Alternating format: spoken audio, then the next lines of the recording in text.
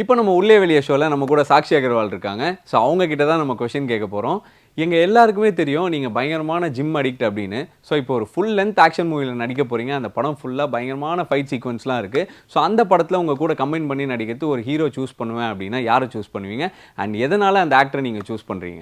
எந்த ஆக்டர் கூட action sequences பண்ணணும்னா I think I would say Suriya sir. ஏன்னா Ayan movie and Aadhavan movie ரெண்டு மூவிஸ்ல அவங்க பண்ற stunt action sequences which is fantastic, so realistic, especially அந்த introduction fight scene and the climax fight scene. And Ayan மூவில அந்த ஆப்பிரிக்கன் ஒரு ஃபைட் சீன் இருந்தது, that was just fantastic. So அந்த மாதிரி ரியலிஸ்டிக் ஃபைட் மூவ்ஸ் தான் எனக்கும் ரொம்ப ரொம்ப பிடிக்கும். So I would definitely want to act with Suriya. இப்போ நம்ம உள்ளே வெளியே ஷோவில் ஆக்ட்ரஸ் சன்ஷிதா அவர்கள்கிட்ட தான் கேள்வி கேட்க போகிறோம். சூதுகம் படத்தில் நம்ம விஜய் சேதுபதி சாருக்கு ஒரு ட்ரீம் கேர்ளாக ஆக்ட் பண்ணியிருந்தீங்க இல்லையா? அந்த மாதிரி ரியல் லைஃப்பில் ஏதாவது ஒரு பையன் வந்து நீங்கள் என்னோட ட்ரீம் கேர்ள் அப்படின்றது சொல்லியிருக்காங்களா? அந்த மாதிரி ஏதாச்சும் இன்சிடென்ட் இருக்கா?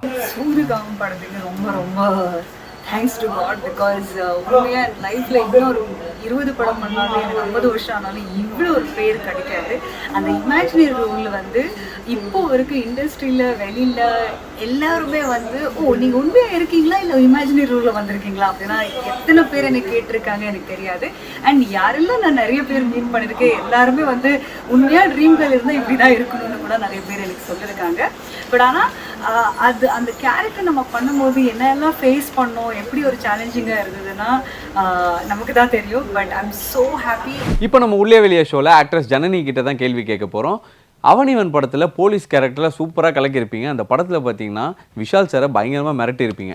அந்த மாதிரி ரியல் லைஃப்பில் ஏதாவது ஒரு இன்சிடெண்ட்டில் போலீஸ்கிட்ட மாட்டியிருக்கீங்களா? அண்ட் அந்த இன்சிடெண்ட்லேருந்து எப்படி எஸ்கேப் ஆனீங்க அப்படின்ற ஒரு சுவாரஸ்யமான விஷயங்கள்லாம் எங்களுக்கு தெரிஞ்சுக்க ஆசையாக இருக்குது. ப்ளீஸ் சொல்லுங்கள். நான் டிராஃபிக் போலீஸ் கிட்ட மாட்டின இன்சிடென்ட் இருக்கு. ஏன்னா ஒரு வாட்டி வந்து எனக்கு எங்க சைட்ல ரெட் விழ போகுது. பட் தென் ஃபியூ செகண்ட்ஸ் இருந்தது. சரி ஃபியூ செகண்ட்ஸ் தானே இருக்கு, டக்குன்னு போயிடலாம் அப்படின்னு ஒரு மிஸ் கால்குலேட் பண்ணி அப்கோர்ஸ் நான் பண்ணது பெரிய தப்பு தான். I should weighted. ரெட் போட போறான்னு தெரிஞ்சு நான் வெயிட் பண்ணிருக்கணும். பட் தென் ஒரு என்ன சொல்றது, டக்குன்னு லாங் சிக்னலா இருக்கும் அடுத்ததுன்னு சொல்லிட்டு நான் போனேன். பட் போன உடனே போலீஸ் என்ன பிடிச்சிட்டாங்க, டிராஃபிக் போலீஸ்.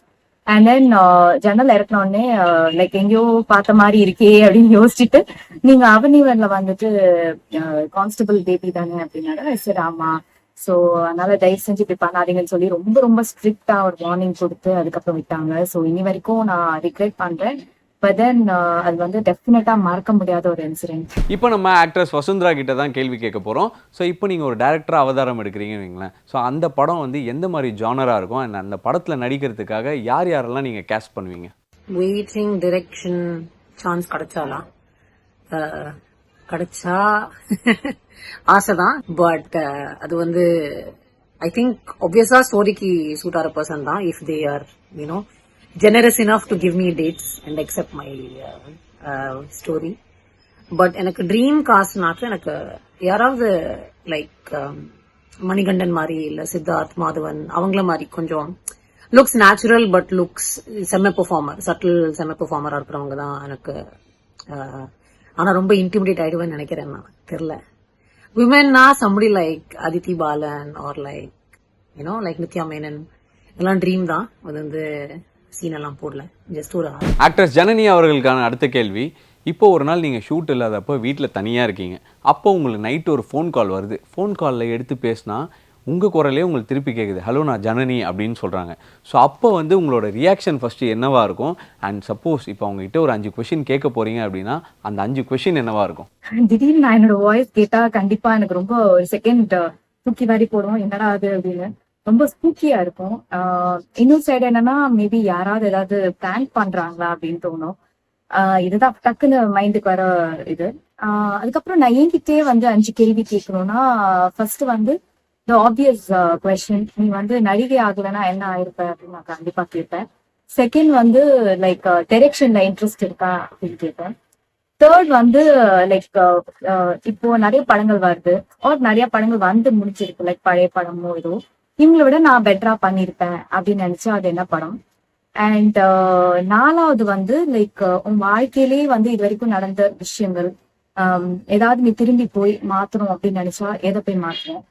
அண்ட் 5வது வந்து ட்ரீம் டைரக்டர். கண்டிப்பா இந்த டைரக்டர் கூட ஒரு படமாச்சும் நடிக்கணும் அப்படின்னா அந்த டைரக்டர் யாரு? ஸோ இதுதான் அந்த 5 கேள்வி. இப்போ நம்ம அடுத்த கேள்வி ஆக்ட்ரஸ் வசுந்தரா அவர்கள்கிட்ட தான் கேட்க போகிறோம். இப்போ ரீசெண்ட் டேஸாக இன்ஸ்டாகிராமில் வந்து உங்கள் ஃபேன்ஸ்க்காகவும் ஃபாலோவர்ஸ்க்காகவும் நிறைய மூவி ரெக்கமெண்டேஷன்ஸ் கொடுத்துட்ருக்கீங்க இல்லையா? ஸோ அந்த மாதிரி எங்களுக்காகவும் பார்த்துட்டு இருக்க நேர்களுக்காகவும் ஒரு 5 மூவிஸ் ரெக்கமெண்ட் பண்ணுவீங்க அப்படின்னா என்னென்ன மூவிஸ்?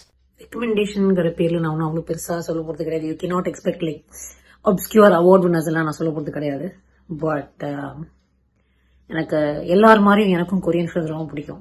அண்ட் டனல்னு ஒரு படம் இருக்கு, அது ரொம்ப நல்லா இருக்கும், ரொம்ப இன்ட்ரெஸ்டிங்கா இன்டென்ஸா இருக்கும்.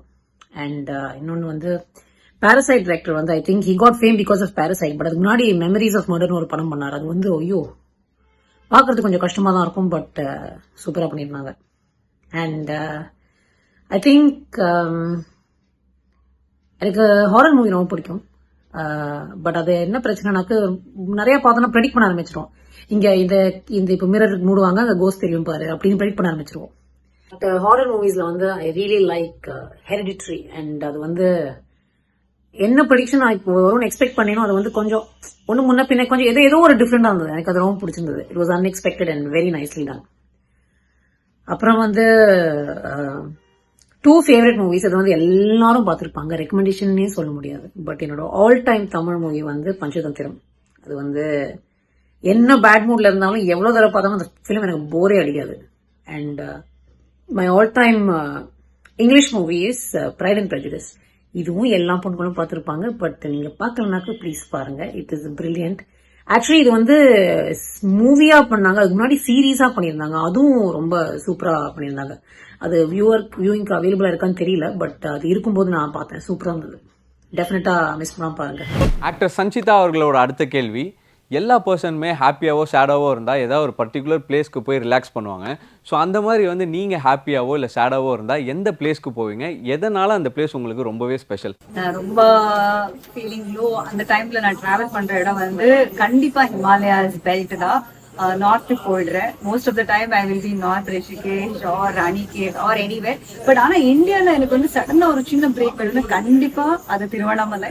நான் எல்லாருக்குமே சஜஸ்ட் பண்றேன். நம்ம இந்தியாலயே நிறைய பிளேசஸ் இருக்கு, போய் you can just rejuvenate your self, heal your self, meditate, do yoga and come back with a lot of energy and work. அப்படின்னா நான் திருவண்ணாமலை ஸ்ட்ராங்கா சஜஸ்ட் பண்றேன்.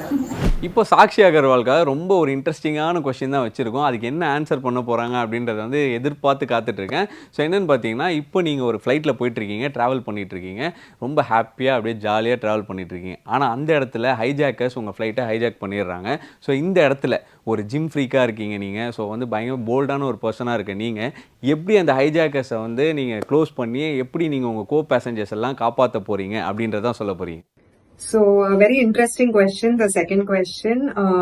நான் என்ன பண்ணுவேன்னா, பேசிக்கலி ஹைஜாக்கர்ஸ் இருக்காங்கல்ல, அவங்களுக்கு I'll make them believe that I'm a part of their team. So அவங்க கூட ஜாயின் பண்ணி அவங்களுக்கு பயங்கரமா கன்ஃபியூஸ் பண்ணி அவங்களோட மொத்த பிளான்ஸுக்கோ சேஞ்ச் பண்ணி ஒருத்தரா அவங்களுக்குள்ளேயே ஒரு கன்ஃபியூஷன் கிரியேட் பண்ணிட்டு I'll make them believe that I'm a part of their team. அப்படியே ஒரு கன்ஃபியூஷன் கிரியேட் பண்ணிட்டு ஒருத்தரா அவங்களுக்கு வீக் பண்ணிட்டு ஃபைனலி ஒரு பயங்கரமான ஒரு வீக் ஸ்டேஜ்ல வருவாங்க. அப்போ I will start telling them that இப்படிதான் நம்ம ஹைஜாக் பண்ணோம்னு அவங்களுக்கு நான் ஒரு பிளான் கொடுப்பேன். Because they'll be in a situation to believe me.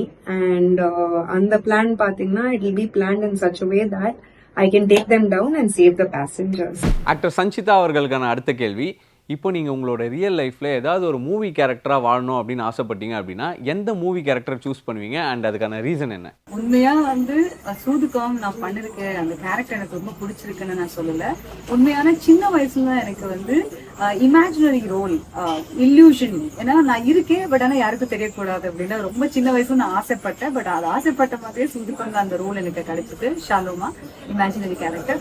உண்மையா வந்து ரியல் லைஃப்ல நமக்கு அந்த பவர் இருக்கா இல்ல தெரியாது, பட் உண்மையான எனக்கு அந்த பவர் வந்துச்சுன்னா நல்லா இருக்கும். நான் எங்க வேணா டிராவல் பண்ணலாம், அந்த பக்கத்துலயே யாருமே நான் பார்க்கலாம், பட் ஆனால் அவருக்கு நான் தெரிய மாட்டேன். ஸோ உண்மையாக வந்து அந்த தூதுகாம் ஷாலு கேரக்டர் வந்து எனக்கு பெரிய blessing and I'm so happy. அந்த மூவி நல்லா போயிடுச்சு, அந்த கேரக்டர் நல்லா இருந்தது, என்னோட கரியருக்கு ரொம்ப ரொம்ப நல்லது பண்ணிருக்குன்னு ரொம்ப ரொம்ப சந்தோஷம். ஸோ உண்மையாக எனக்கு இமேஜினரி இல்லூஷனரி கேரக்டர்னா ரொம்ப பிடிக்கும். இப்போ நம்ம சாக்ஷி அகர்வாலுக்காக இன்னொரு ஒரு இன்ட்ரெஸ்டிங்கான கொஸ்டின் வச்சிருக்கோம். இப்போ நீங்கள் ஒரு லெஜெண்டோட பயோபிக்கில் ஆக்ட் பண்ணணும்னு ஆசைப்படுறீங்க அப்படின்னா எந்த ஒரு லெஜெண்டோட பயோபிக்கில் நீங்கள் ஆக்ட் பண்ணுவீங்க அண்ட் அவங்களை சூஸ் பண்ணுறதுக்கான ரீசன் என்ன? Velu Nachiyar, because she was the first queen to fight against the British in our country. So, பயங்கரமான courageous, அவங்களோட determination, அவங்களோட warrior skills எனக்கு ரொம்பவே பிடிக்கும். So, that would be my first option. இப்போ நம்ம உள்ளே வெளியே ஷோவில் ஆக்ட்ரஸ் வசுந்தரா அவர்கள்கிட்ட தான் கொஷின் கேட்க போகிறோம்.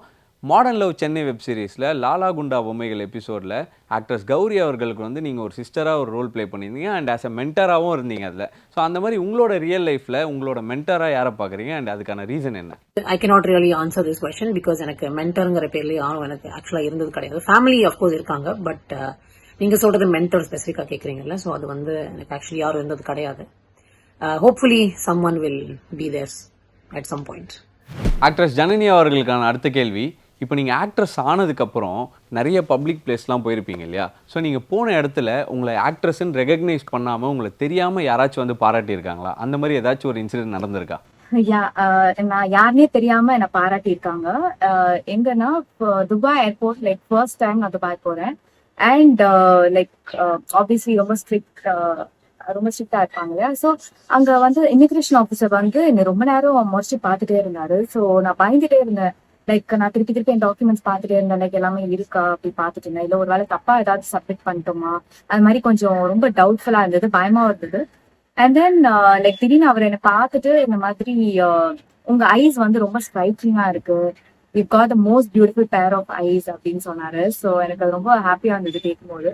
அதுக்கப்புறம் நீங்க ஏன் ஆக்டிங் ட்ரை பண்ணக்கூடாது, லைக் யூ ஷுட் ஆக்ட் அப்படின்னு சொன்னாரு. நான் சொன்னேன் நான் எதுவுமே சொல்லலை, ஓகே அப்படின்னு சொல்லி சிரிச்சிட்டே வந்துட்டேன்.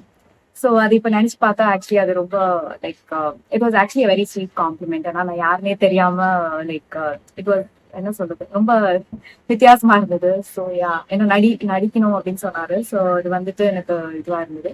ஸோ அது மறக்க முடியாத ஒரு காம்ப்ளிமெண்ட். ஸோ இன்றைக்கி நம்ம உள்ளே வெளியே ஷோவில் நமக்கு ரொம்ப பிடிச்ச ஃபேவரட்டான ஹீரோயின்ஸ் அவங்ககிட்ட நிறைய சுவாரஸ்யமான கேள்விகள் கேட்டோம். அதுக்கு அவங்களும் ரொம்ப இன்ட்ரெஸ்டிங்கான பதிலாம் கொடுத்தாங்க. நான் ரொம்ப என்ஜாய் பண்ணேன், நீங்களும் கண்டிப்பாக என்ஜாய் பண்ணியிருப்பீங்கன்னு நம்புகிறேன்.